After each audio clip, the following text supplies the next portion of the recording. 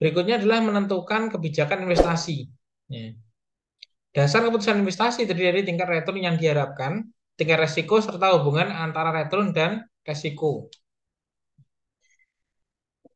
Jadi yang pertama tentunya yang namanya investasi, ya, kita kan pengennya adalah untung.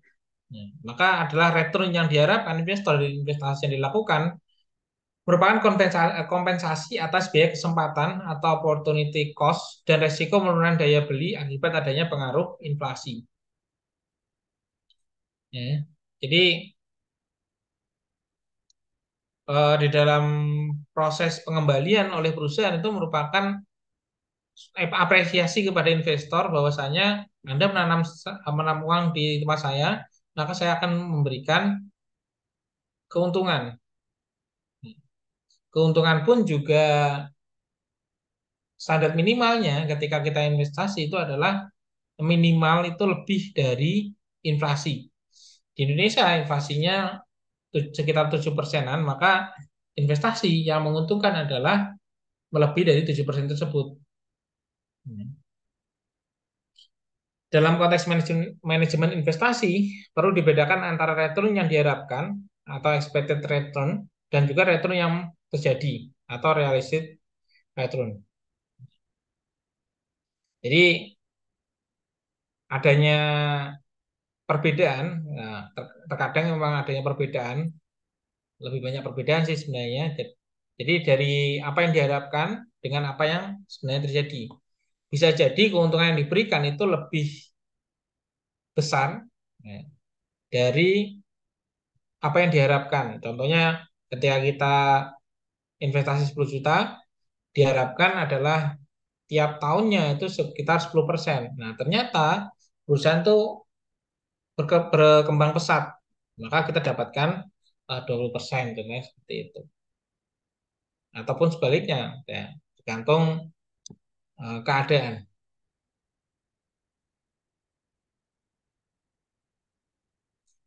Jadi return yang diharapkan atau expected return merupakan tingkat return yang diantisipasi investor di masa datang. Ya. Sedangkan return yang terjadi atau realistic return atau return aktual merupakan tingkat return yang telah diperoleh investor pada masa yang lalu. Ya. Jadi yang namanya ketika kita investasi, ya, tentunya kita contohnya kita sudah berjalan nih 5 tahun. Nah, kita sudah berjalan 5 tahun. Oh, yang kita terima di masa lalu itu sekitar 10%. Nah, tapi saya pengen itu perusahaan itu juga berkembang. Maka saya pengennya itu pengembalian yang diharapkan itu adalah 15% atau 20%. Yang namanya usaha itu tentunya kan pengennya terus berkembang. Ya, seperti itu. Nah, selain pengembalian, tentunya ada yang namanya resiko. Ya. Jadi setiap perusahaan itu pasti memiliki yang namanya resiko. Resiko bisa diartikan sebagai kemungkinan return aktual yang berbeda dengan return yang diharapkan. Secara spesifik mengacu pada kemungkinan realisasi return aktual lebih rendah dari return minimum yang diharapkan. Ya. Return minimum yang diharapkan seringkali juga disebut sebagai return yang disyaratkan. Ya. Required rate of return. Ya. Jadi kembali lagi, ketika kita menanamkan modal ke satu usaha atau satu perusahaan, tentunya kita harus siap dengan kemungkinan terburuk. Ya. Ketika kita siap dengan kemungkinan terburuk, maka ketika kita mendapatkan keuntungan itu kita tidak akan terlalu kecewa. Maksudnya adalah ketika kita punya keuntungan kita tidak terlalu menggebu-gebu. Ya. Kalau kita mengalami resiko, maka kita tidak terlalu kecewa.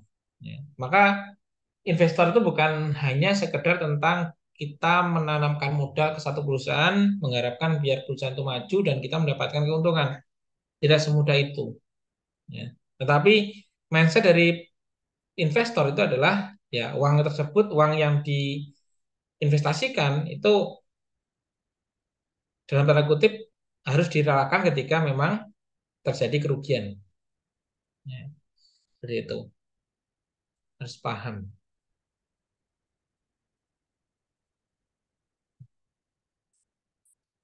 Hubungan antara manajer dan klien, ya, manajer investasi adalah pihak yang kegiatan usahanya mengelola portofolio efek untuk para nasabah. Ya. Jadi banyak manajer investasi. Ya.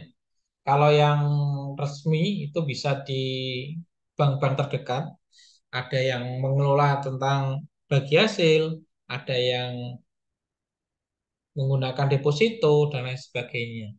Ya, tergantung dari eh, pemilihan portofolio teman-teman. Ya. Tadi yang pertama adalah ketika kita investasi kita harus siap dengan resikonya. Yang kedua adalah yang perlu teman-teman ingat, kita tidak bisa tidak boleh untuk menaruh telur dalam satu keranjang. Maka manajer investasi ini adalah salah satu solusi untuk memetakan. Jadi tidak ketika kita menanamkan memberikan modal kepada manajer investasi itu tidak akan langsung dimasukkan ke satu perusahaan, tapi di beberapa perusahaan.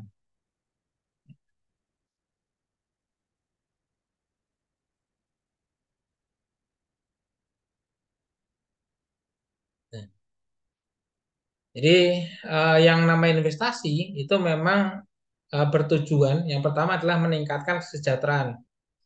Harapannya dengan berinvestasi dana yang tidak dikonsumsi sekarang diharapkan memberikan peningkatan konsumsi di masa yang akan datang. Nah, jadi kalau zaman dahulu di tahun 2000, tengah tahun 2000-an, nah, uang 100.000 itu sudah bisa membeli sembako lengkap. Nah, tetapi saat ini ketika teman-teman bawa uang 100.000, maka kita hanya mendapatkan beberapa barang. Nah, itu pun tidak lengkap. Ya. Maka diperlukan yang namanya investasi untuk itu. Jadi mengurangi resiko inflasi. Jadi diharapkan ketika kita menanamkan atau kita berinvestasi, nah, diharapkan nanti ketika 10 tahun atau 20 tahun ke depan, itu uang kita itu minimal mampu menopang hidup kita di masa yang akan datang. Yang kedua adalah menghindari resiko penurunan nilai kekayaan atau hak milik karena pengaruh inflasi. Nah, ini tadi. Jadi tidak dapat dihindari memang yang namanya inflasi itu akan terus dan akan selalu ada. Kenapa demikian? Karena yang namanya inflasi itu memang resiko. Ya. Jadi yang namanya investasi, yang namanya dunia bisnis, dunia usaha tentunya memacu bagaimana agar pertumbuhan itu semakin tinggi. Ya. Sehingga nilai uang yang beredar itu akan semakin turun. Yang ketiga adalah pengamatan pajak. Ya. Fasilitas penghindaran pajak untuk jenis investasi tertentu. Jadi ada beberapa investasi yang memang ada pajaknya, ada juga investasi yang tidak ada pajaknya. Contohnya tanah dan bangunan itu tiap tahun pasti akan ada yang namanya pajak. Ya. Tetapi ketika kita bicara tentang emas itu pun tidak ada yang namanya pajak.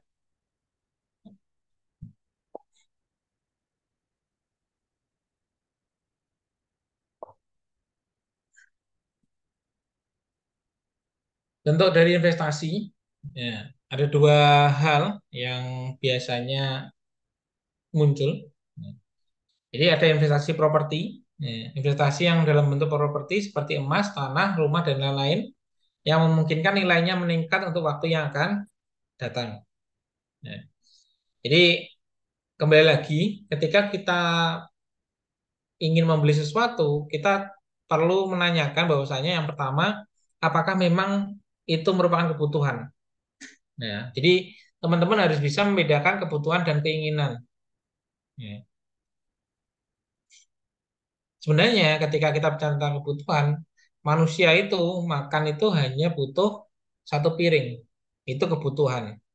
Ada satu piring nasi, ada lauk pauk, itu selesai sebenarnya. Tapi ketika kita bicara tentang saya ingin makan di KFC atau McD, itu bukan lagi menjadi sebuah kebutuhan, tapi sebuah keinginan.